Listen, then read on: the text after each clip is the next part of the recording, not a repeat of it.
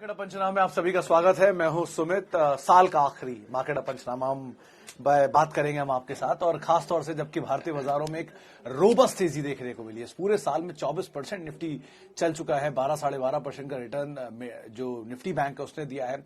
करीब करीब 50% का रिटर्न रहा है मिड कैप इंडेक्स में और 60% रिटर्न रहा है स्मॉल कैप इंडेक्स में। जोरदार तेजी ये पूरे ही साल भारतीय बाजारों के अंदर बनते हुए दिखाई पड़ी है। अलग अलग सेक्टर सब सेक्टर्स परफॉर्म करे गए हैं। सबसे बढ़िया मेटल 70% की जोरदार तेजी वहां बनते हुए दिखाई पड़ी। इसके अलावा एक बढ़िया तेजी देखने को मिली आईटी स्पेस में, जहां पर एक शानदार रिटर्न इस साल आता हुआ दिखाई पड़ा। इनफैक्ट आईटी में तो 150% तक के रिटर्न आते हुए दिखाई पड़े हैं। तो ये पूरा साल रोबस्ट रहा मार्केट्स के लिए, और वो रोबस्ट तेजी जो है वो शायद आगे बनी रहे। तो उसके लिहाज से आप पर नजर रखेंगे।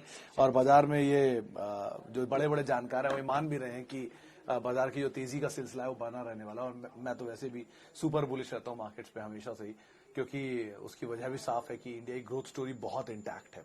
मतलब आप ऐसे समझिए कि वर्ल्ड के सबसे महंगे ब्रांड्स, चाहे वो गाड़ियों के हों, चाहे वो मोबाइल फोन के हों, चाहे वो गैजेट्स के हों, चाहे वो शूज हो, बेल्ट्स हो, कंज्यूमर डिस्क्रिशनरी स्पेंडिंग का कोई भी ऐसा प्रोडक्ट हो जिसको इंडिया में अच्छा रिस्पांस ना मिला, ऐसा तो हो नहीं सकता।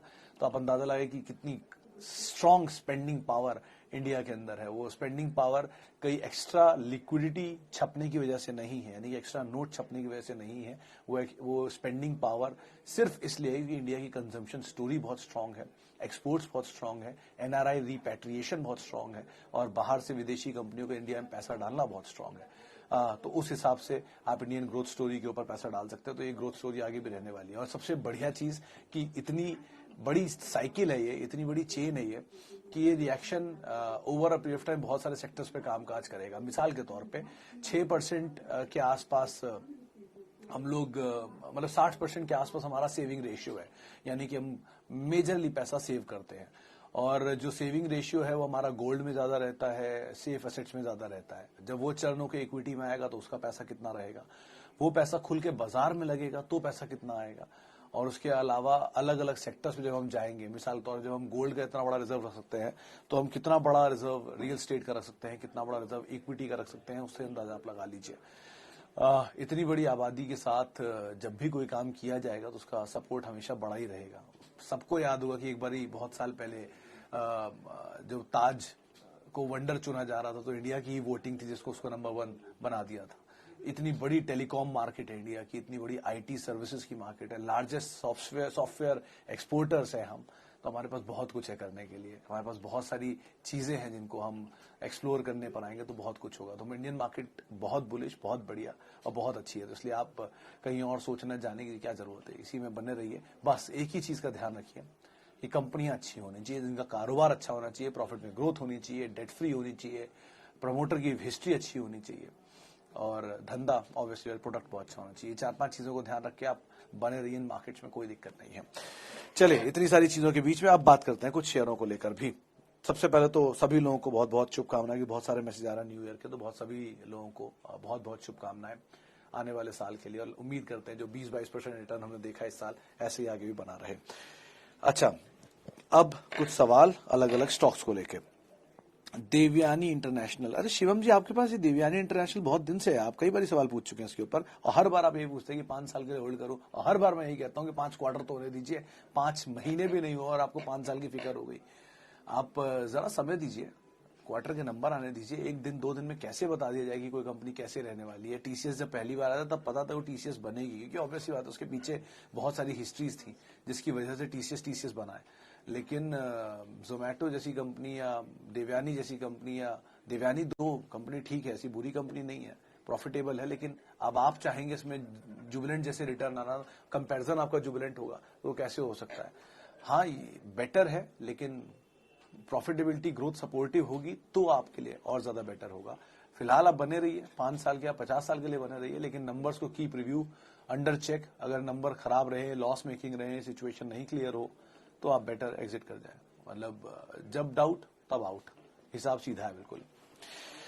ओके, आगे बढ़ते हैं। चलिए, टाटा स्टील, अंकुश साहब साइक्लिकल बिजनेस है, इसका ध्यान रखिएगा। वैसे तो कंपनी बुरी नहीं है, ऑब्वियसली बात है, मेगा जाइंट है, प्राइवेट सेक्टर की one of the largest company है स्टील की, एक्सपोर्ट का मेजर बिजनेस है। टाटा स्टील बीएसएल का ही मर्जर हो गया है, तो हर तरीके से वैसे तो ठीक है, लेकिन ऑब्वियसली जिस प्रोडक्ट में डील करते हैं वो प्रोडक्ट साइक्लिकल है, मेटल। अभी डिमांड इंटैक्ट है, तो अभी तो एक राउंड और ऊपर का चलना चाहिए, तो बने रही है, कंपनी अच्छी है। बस जब बुरा दौर आया था तो आखिरी बार 400 रुपए पे टाटा स्टील कई साल तक रहा है, उसके बाद फिर चला है। तो ये कंसोलिडेशन के बाद इतना चला है तो लग नहीं रहा इतना इजीली खत्म होगा, बने रहना ज्यादा बेटर है। वैसे कंपनी अच्छी है तो कोई दिक्कत नहीं उसके साथ भी। BEML मूव्ड, BHEL नहीं मूव करता। सर दोनों का धंधा ही अलग है। BEML is into defence, radars, सरकारी कई सारे order. BHEL is into capital goods, engineering. Order book लगातार टूट रही है BHEL की, BEML की बढ़ रही है। BEML के पास स्ट्रॉन्ग लैंड बैंक है, दो BHEL के पास भी एसेट बहुत है, लेकिन दोनों के मूड सिनेरियो में बहुत अंतर है। इतने सारे डिफेंस को लेकर गवर्नमेंट की स्पेंडिंग बढ़ी है इस साल, तो उसका एक इम्पैक्ट BEML पे आता हुआ दिखाई पड़ रहा है। हर साल दर साल ऑर्डर बढ़ रहे हैं इनके, लेकिन BHEL के केस में ऑर्डर इतने बढ़ते हुए नहीं दिख रहे, इसलिए शायद प्रेशर है। और अभी रेंज में है, और दूसरा नीचे से BHEL भी चला है काफी, 30 रुपए का शेयर 60 तो हो ही गया, लेकिन फिर भी आप बने रहिए। ऐसा कोई बड़ा फ्लॉ तो नहीं दिख रहा, बजट आ ही रहा है, कुछ ना कुछ स्पेंडिंग तो कैपिटल गुड्स पे गवर्नमेंट करेगी ही, या कैपिटल गुड्स के साथ साथ डिफेंस में करेगी ही, तो दोनों पे इम्पैक्ट थोड़ा बहुत आना चाहिए। लोकोमोटिव में भी कंपनी है, तो रेलवे से कुछ ऑर्डर का भी इम्पैक्ट आ सकता है। तो आप फिलहाल तो बने रहिए। 67 टेक्निकली इसके लिए एक बड़ा हर्डल है, जब वो पार करेगा तो उसके बाद और बढ़िया तेजी आएगी। आज ही सुबह एक जानकार ने बताया, इसलिए मुझे याद भी है।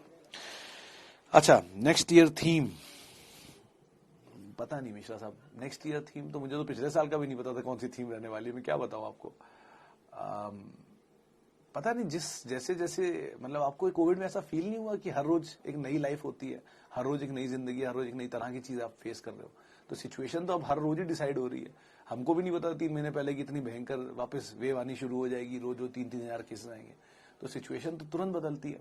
खैर, लेकिन और आप मार्केट की बात करो, जो पल पल 0.06 सेकंड में जिसके भाव चेंज होते हैं और उसके साथ सेंटिमेंट चेंज हो जाता है। सबको पता था कि Asian Paint world class company है, सबको पता है 42% मार्केट शेयर ओन करती है, सबको पता है कि इस सेक्टर में उसके आगे कोई नहीं खड़ा हो सकता। लेकिन जब वो 2800 रुपए आया तो सबको दिक्कत होनी शुरू हो गई कि वो 2800 आ गया, उसके मार्जिन में प्रॉब्लम आ गई, इनपुट कॉस्ट बढ़ गई, वो पास ऑन नहीं कर पाएंगे, खत्म हो गया एशियन पेंट का टाइम। अब वापस 3000, 3200 आ गया, फिर वही सेंटिमेंट सुधर गया। तो ये तो सेंटिमेंट ड्रिवन मूवमेंट होता है मार्केट में, और बिलीव मी ऐसा एक शेयर में नहीं, सब में होता है।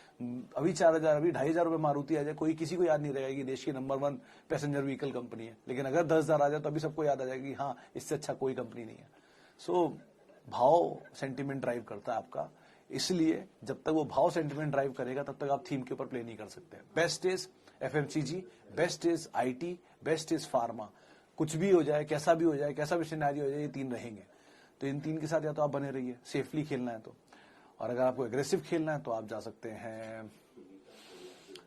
डिजिटल एक बड़ा थीम हो सकता है, उस पर बहुत काम हो रहा है, आगे भी ग्रोथ रहने वाली है। हाइड्रोकार्बन, इसके ऊपर कामकाज बहुत हो रहा है, इसको आप देख सकते हैं। लेकिन फिर भी ब्लाइंड वर्ल्ड में हम रोज प्ले करते हैं, इस उम्मीद में ही कुछ अच्छा होगा, तो उस हिसाब से आप सोच के यहाँ पे कॉल लीजिएगा। Liquor, insurance, pharma, IT, FMCG, ये 5 तो हमेशा रहेंगे ही, इनको आप हमेशा ध्यान रख सकते हैं। हाँ, थोड़ा गला बेटर हुआ मालिक साहब दिल्ली आने के बाद, इसलिए थोड़ी आवाज अच्छी आ रही है। खैर, अच्छा आगे बढ़ते हैं। एक्सिस बैंक रिजल्ट 24 जनवरी। सर वो तो उसी समय पता चलेगा, अर्निंग से पहले भी रिपोर्ट्स आई नहीं ब्रोकर हाउसेस की, लेकिन वो अर्निंग की फ्रंट लोड और बैक लोड होती है, उसके हिसाब से कामकाज होता है। तो अभी कुछ मत सोचिए इसके बारे में, अभी IT के नंबर्स पहले आएंगे, तो इसलिए वहां मूव आ रहा है। ग्लोबल GM रिव्यूज पर नजर रखिएगा, उससे पहले यहाँ मूव आ सकता है, नंबर से पहले थोड़ा बहुत चला भी है, अभी और चल सकता है, तो उसका आप ध्यान रख सकते हैं। ओके, अदानी पावर में फंस गए हैं, शुड आई बुक लॉस और एवरेज? बने रहिए इब्रार साहब, लॉस तो क्यों बुक कर रहे हैं, अपने जेब से पैसा होगा मेरे ख्याल से, आई गेस उधार लेके तो आपने डाला नहीं होगा, तो अगर अपनी जेब से पैसा दिया हुआ है तो कंपनी तो ठीक ठाक है। मतलब 2 सिचुएशन नंबर वाइज इतनी अच्छी नहीं है, लेकिन ऑब्वियस बात है, आपको पता है कि अदानी ग्रुप के समूह के शेयर इतनी आसानी से टूटने वालों में अभी के सिनेरियो में नहीं है, एटलीस्ट 2024 के इलेक्शन तक तो कामकाज चल रहा है, केपेक्स के ऊपर बहुत काम हो रहा है, तो आप बने रहिए। तेजी मिले, भाव आ जाए तो आप निकल जाओ, ज्यादा बेटर है। ऊपर के दाम पे कभी शेयर मत लीजिए, क्योंकि मैं ये मानता हूं कि बाजार तेजी में है तो लगता है ल्यूक्रेटिव ऑफर कई बार कि ये शेयर चला जाएगा ऊपर फिर नीचे नहीं आएगा, ऐसा कभी नहीं होता सर। हर शेयर नीचे आता है, बहुत ही रेयर केसेस होते हैं जिसमें शेयर नीचे ना आए, जैसे डीमार्ट। ऑब्वियसली आता है, पूरी तरह से प्रमोटर के पास 75% होल्डिंग है तो कुछ कह नहीं सकते, लेकिन बाकी सब कुछ नीचे आता है, कभी ना कभी तो नीचे आएगा ही। एक शेयर नहीं आया ना, फिर भी 7,000 शेयर में से 6,999 तो नीचे आते ही हैं, उनको देख लीजिए।